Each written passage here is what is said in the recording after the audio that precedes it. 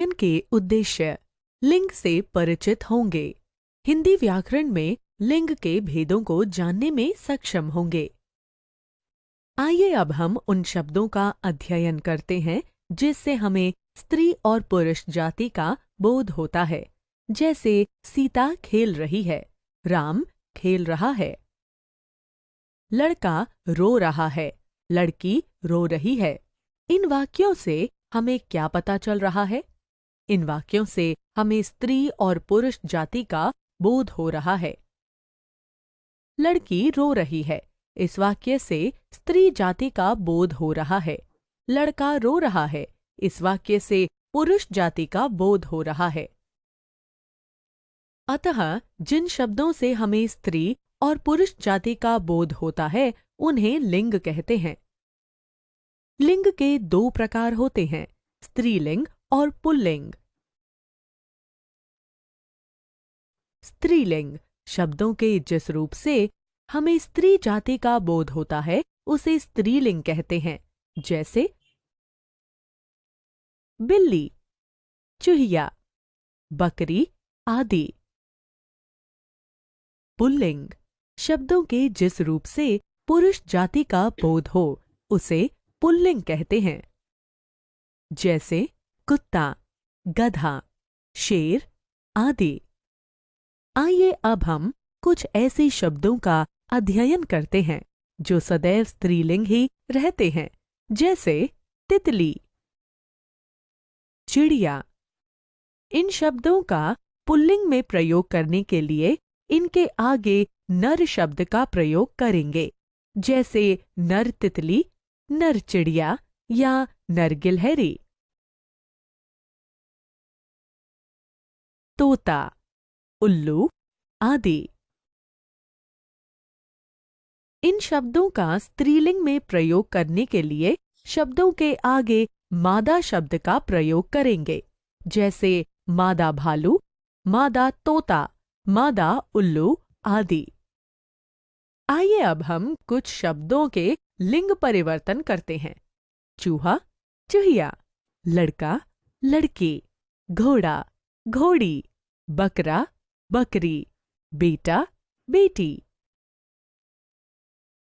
आइए अब लिंग के कुछ स्मरणीय बिंदुओं पर चर्चा करते हैं। शब्दों के जिस रूप से हमें स्त्री जाति का बोध होता है उसे स्त्रीलिंग कहते हैं। जैसे बिल्ली, लड़की, बकरी आदि। कुछ शब्द सदैव स्त्रीलिंग ही रहते हैं, जैसे तितली, गिलहरी आदि। इन शब्दों को पुल्लिंग बनाने के लिए इनके आगे नर शब्द जोड़ देते हैं। जैसे नर तितली, नर गिलहरी आदि। शब्दों के जिस रूप से हमें पुरुष जाति का बोध होता है उसे पुल्लिंग कहते हैं। जैसे घोड़ा, लड़का, गधा आदि।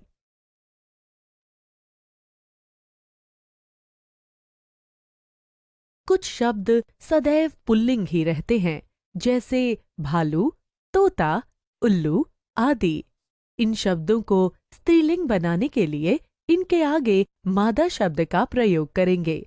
जैसे मादा भालू, मादा तोता, मादा उल्लू आदि। इस अध्ययन से विद्यार्थी विशेषण की अवधारणा से परिचित होंगे, विशेषण के भेदों तथा उसके प्रयोग को समझने में सक्षम होंगे। नुपुर बाजार गई थी। उसने वहां कुछ सामान खरीदा। रंग बिरंगी चूड़ियां, एक घड़ी, 2 मीटर कपड़ा, आकर्षक माला। आपने देखा इन सभी वस्तुओं की कुछ न कुछ विशेषताएं हैं। जैसे चूड़ियां रंग बिरंगी हैं, घड़ी एक है, कपड़ा 2 मीटर है, माला आकर्षक है। इस तरह स्पष्ट है, रंग बिरंगी, 1, 2 मीटर, आकर्षक विशेषण शब्द हैं। इन जो शब्द किसी संज्ञा या सर्वनाम की विशेषता बताते हैं वे विशेषण कहलाते हैं। कुछ उदाहरणों से समझते हैं। जैसे नीला आकाश, स्वच्छ पानी, मोटा आदमी, विशाल भवन आदि। आकाश का नीला होना, पानी का स्वच्छ होना, आदमी का मोटा होना तथा भवन का विशाल होना इनकी विशेषता है। इस तरह स्पष्ट है।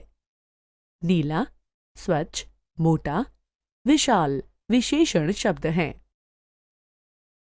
अब हम विशेष्य को समझते हैं। विशेषण जिन शब्दों की विशेषता बताते हैं उन्हें विशेष्य कहते हैं। जैसे नीला छाता, यहाँ छाते की विशेषता उसका नीला होना है। स्पष्ट है, नीला विशेषण शब्द है तथा छाता विशेष्य। विशेषण के भेदों को जानते हैं। मुख्य रूप से विशेषण के 4 भेद होते हैं: गुणवाचक विशेषण, परिमाणवाचक विशेषण, संख्यावाचक विशेषण, सार्वनामिक या संकेतवाचक विशेषण। परिमाणवाचक विशेषण 2 प्रकार के होते हैं: निश्चित परिमाणवाचक और अनिश्चित परिमाणवाचक विशेषण। इसी तरह संख्यावाचक विशेषण भी 2 प्रकार के होते हैं: निश्चित संख्यावाचक विशेषण और अनिश्चित संख्यावाचक विशेषण। चलिए सबसे पहले गुणवाचक विशेषण को समझते हैं। जिस शब्द से संज्ञा या सर्वनाम के गुण, दोष, रंग, दिशा आदि का ज्ञान हो उसे गुणवाचक विशेषण कहते हैं। जैसे माँ ने स्वादिष्ट हलवा बनाया। मोहित मूर्ख है, वह पूर्वी दिल्ली में रहता है। मेरे पास लाल चूड़ियां हैं। इन वाक्यों में स्वादिष्ट, मूर्ख, पूर्वी, लाल शब्द गुणवाचक विशेषण का बोध करवाते हैं। परिमाणवाचक विशेषण वे शब्द जो संज्ञा या सर्वनाम के माप तौल संबंधी विशेषता प्रकट करें वे परिमाणवाचक विशेषण कहलाते हैं।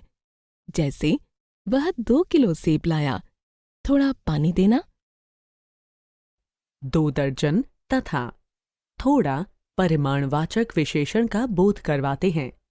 आइए परिमाणवाचक आपने संख्यावाचक विशेषण जिन शब्दों से संज्ञा या सर्वनाम की संख्या का बोध हो उन्हें संख्यावाचक विशेषण कहते हैं।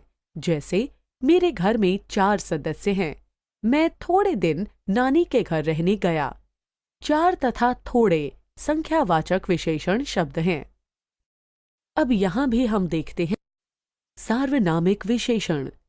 जो सर्वनाम शब्द संज्ञा से पहले लगकर विशेषण के रूप में प्रयोग किए जाते हैं उन्हें सार्वनामिक अथवा संकेतवाचक विशेषण कहते हैं।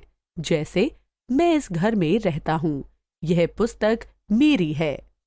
यहाँ इस सर्वनाम घर की तथा यह सर्वनाम पुस्तक की विशेषता प्रकट कर रहा है। अतः इस तथा यह सार्वनामिक विशेषण शब्द का बोध करवाते हैं।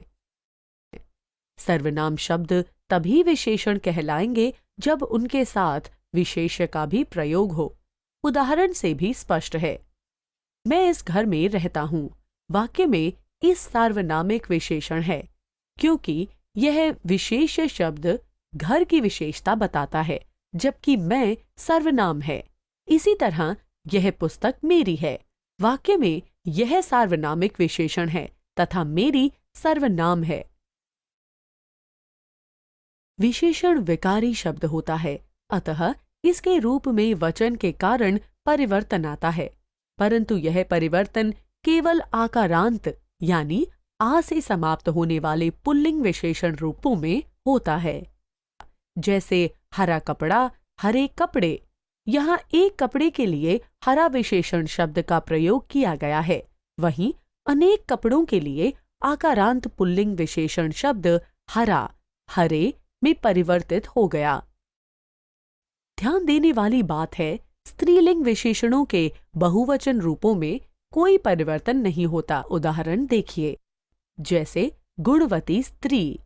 गुणवती स्त्रियां में स्त्रीलिंग विशेषण शब्द गुणवती में वचन के कारण कोई विकार अर्थात परिवर्तन नहीं होगा।